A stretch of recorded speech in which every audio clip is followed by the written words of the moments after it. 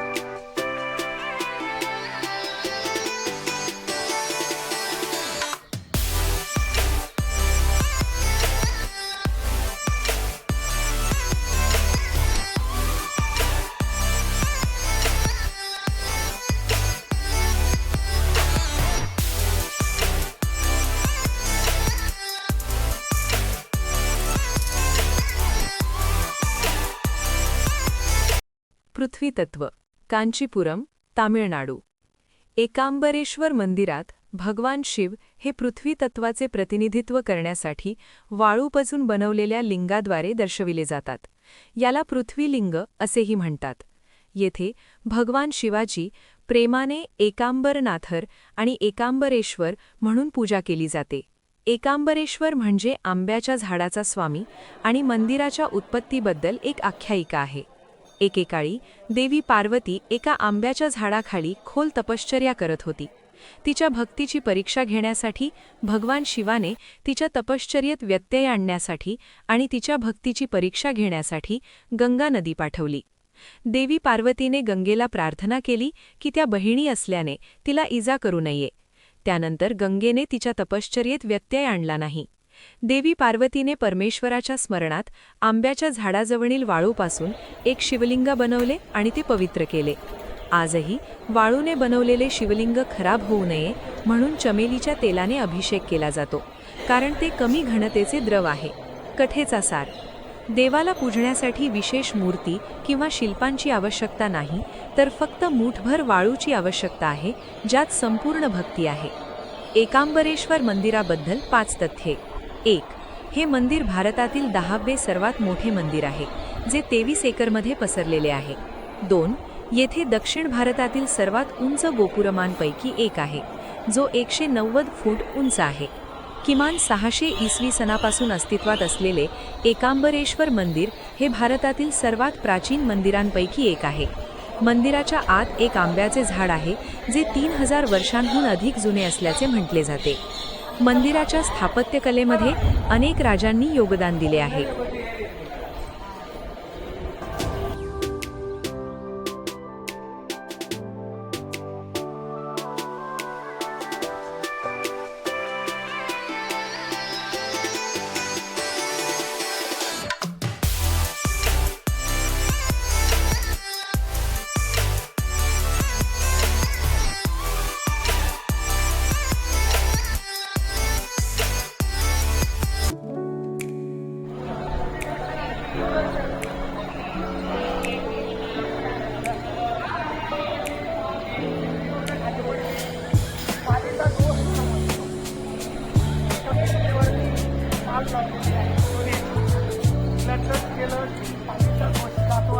समज आहे त्याला ते पण फिरायचं. सगळा वेळ लागणार आहे. थोडं थांबा.